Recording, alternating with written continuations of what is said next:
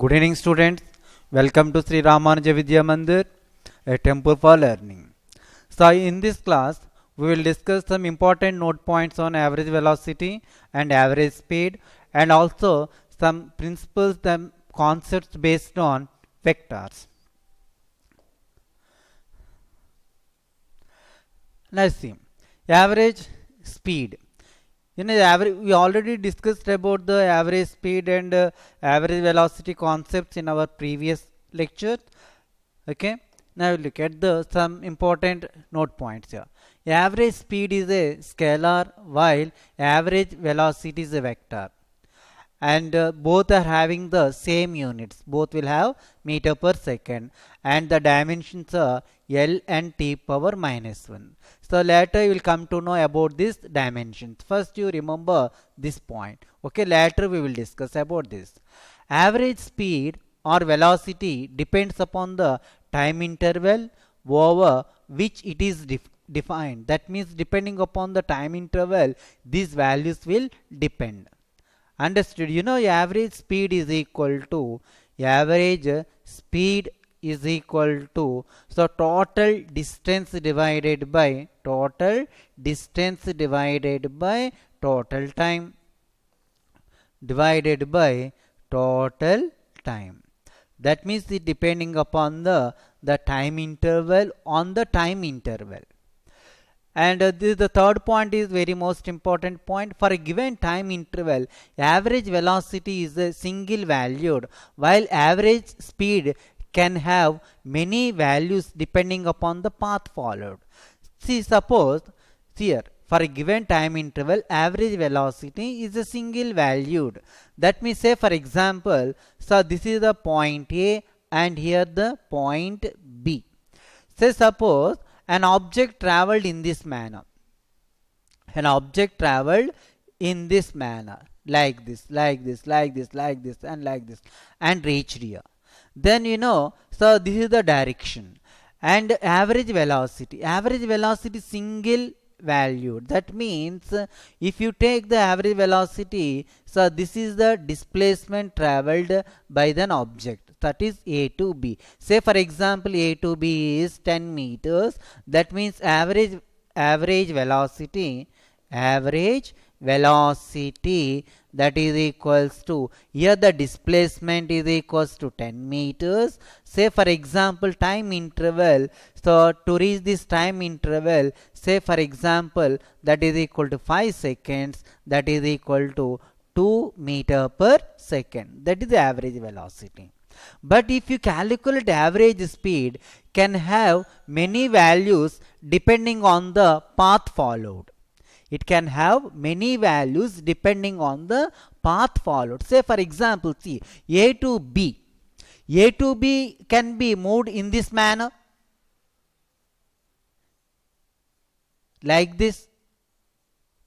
In this manner, A to B can be moved. If an object moved in this manner, and say for example 5 meters, and this is 10 meter, and this is 5 meter, and this is 5 meter, and this is 10 meter, and this is 5 meter, like this it can have, no, then the total distance will be very, this distance. And if you look at the distance here in this manner, it can have some other value. Says for example in this manner, say for example 20 meters, and in this manner it can have some other value. Then the value of the speed changes, because if you follow in this direction it is 20 meters. If you follow in this direction it will have some other value. So that's why the average speed can have many values depending on the path followed. That means an object can move from A to B in different directions. But if you look at the average velocity is only the displacements, only the shortest path traveled. So that's why the average velocity in a given interval, it can have the single valued, whereas average speed can have many values depending on the path followed. So this is the important thing. And coming to the next one. If a particle travels, this already we discussed this equation. Okay, so this one we already discussed here. So the particle travels distances at a speed v1 v2 respectively, then the delta s, that means we know delta s means the total distance L1 plus L2 plus so on up to Ln, and delta t, L by v1, you know the time t equals to displaced distance divided by velocity, therefore L by v1, the t1 equal to, so here the distance L1 divided by V1 and L2 divided by V2 and so on up to, because the total distance separated by number of parts, then the time intervals will also be like this. Then the average velocity, total distance L1 plus L2 like this divided by total time, this total time. Then say suppose the distances are equal. So then equation 1, this equation we already discussed, half of the distance with velocity v1, second half of the distance with velocity v2. Then what is the average velocity? V average is equals to, so 2 v1 and v2 divided by v1 plus v2. We already discussed in our previous class, in the previous lecture, this particular equation. We did some problems also on this equation. So then what will happen, you see, so average is equals to, see if we use this equation v average, see how changed from here to here. So v average is equals to, okay, if you take common, all L values are equal, so L, so that is equals to, L values are equal like this and divided by all L values are equal. Okay, number. So look at this. Okay, I'll give you the another. Okay, now V average is equals to, so V average is equals to here L plus L, because the distances are equal, plus Ln divided by and T1, you know T is equals to distance divided by, that is equal to V1, that means L divided by V1 plus L divided by V2 and plus so on up to plus L divided by Vn, L divided by Vn. So that is equal to, here L values, all the L values are equal. So suppose n number of L values, then equals to n into L, and here in each term L value is common, taking common L value, 1 divided by V1 plus 1 divided by V2 plus so on up to plus 1 divided by Vn. So that is equal to V average. Then L value and L value getting cancelled. Now V average, bringing the n value in this side, V average by, that is equal to 1 divided by 1 by V1 plus 1 by V2 plus so on up to plus 1 divided by V1. Now if you reciprocal this equation, then n divided by V average is equals to, see the final equation. Okay, n divided by V average is equal to, if you bring this n this side, n divided by V average is equals to, okay, so 1 divided by V1 plus 1 divided by V2 plus so on up to plus 1 divided by V1 will come. So this is the equation, the general equation whenever the displacements are equal. Okay, the entire displacement is divided into equal number of parts, then this is the equation. So this part is very, very important.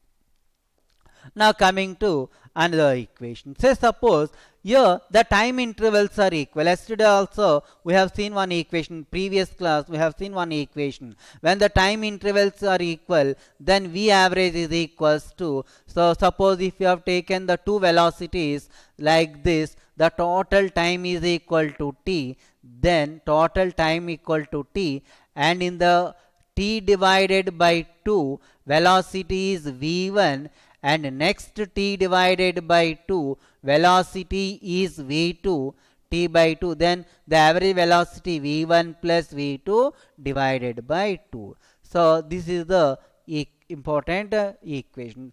Suppose 3 velocities are there, then what will be the average velocity? N value will be 3, then V average is equals to V1 and plus V2 plus V3 divided by 3. That means time intervals, that means T1 and T2 and T2 equals to T3.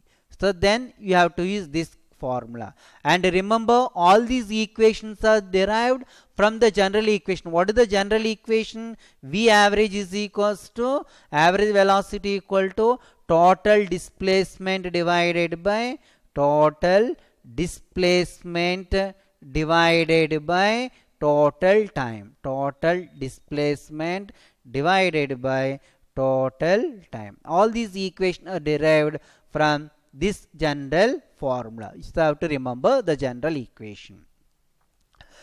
Okay, now I'll see. So if the motion of the body comes back to the initial position, so then the average here, this term, and if you look at this term, so this term indicating that here this is the vector notation, bar is written, no, here the bar is written, that means this is vector notation. This velocity is called average velocity.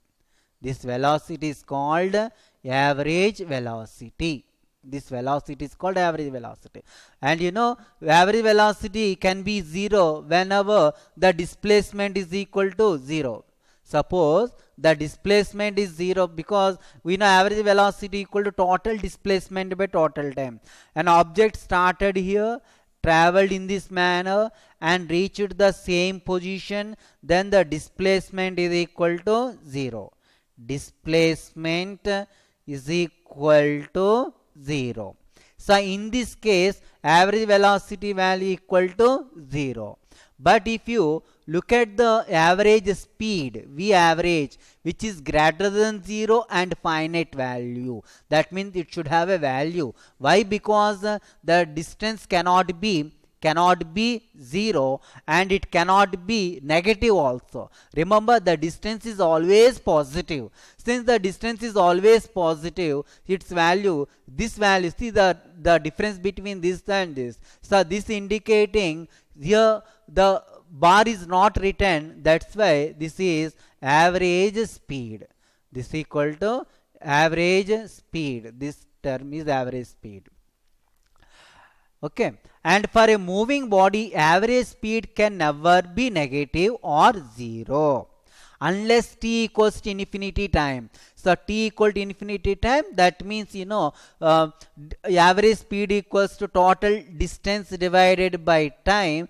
If the time equals to infinity, then the value of average speed is equal to 0. So while average velocity can be, you know, average velocity can be 0, no? When average velocity can be 0, when the displacement is equal to 0, average velocity can be 0, but the average speed, see the representation of average velocity and average speed. So this indicating the average velocity. With bar is written average velocity. Without bar is written, that is indicating that the speed. The reason is, so velocity is a vector quantity and here this is the speed is a scalar quantity. These are the very, very important points. So now we look at the vectors. So sometimes, no, so in this average velocity, the problems that we have already discussed, some problems, those problems we have done only by taking the object moved along a straight line. But actually in practical situations it cannot be like that, no. Object can make a number of turns. It can move the eastward direction, then it suddenly turns the northward direction, or the westward direction, southward direction. Like that, it can, an object can have many number of directions in a given path. So in such cases, we follow the concept of vectors. We follow the concept of vector. You know the vector the general definition, it is an object and it has both magnitude and a direction. Okay, geometrically we can picture a vector as directed as a line segment. So like this the vector is represented, and this is called the head of the vector. This is called head of the vector, and this is called the tail of the vector. This is called tail of the vector, and this is called line segment. This is called line segment whose length, and that means this length is equal to the magnitude of the vector. Suppose if you take displacement, so generally vector represented like this, you know, S and S bar both are different. This representation is different. If you write S with the bar, this indicating that this is a vector representation. So the vector representation, say for example S bar, so this is equal displacement, that equal to 3 meters along east direction, 3 meters east direction, and this 3 meter is called magnitude. The 3 meter is called magnitude, and this east direction is called the direction of a given object. Okay, so the direction and the vector is from tail to head. That means this is the direction. Tail to head is the direction. So generally these vectors are represented with the help of some reference. That reference vector is here treated as the unit vector. That reference vector is called as the unit vector. So unit vector is normally vector, and vector space is a vector, and often a spatial vector of length is equal to 1. That means the unit vector, what is the unit vector of length? 1 unit. Unit vector means magnitude is equal to, in simple words, it can be defined as unit vector whose magnitude is equals to 1, and that is called the unit vector.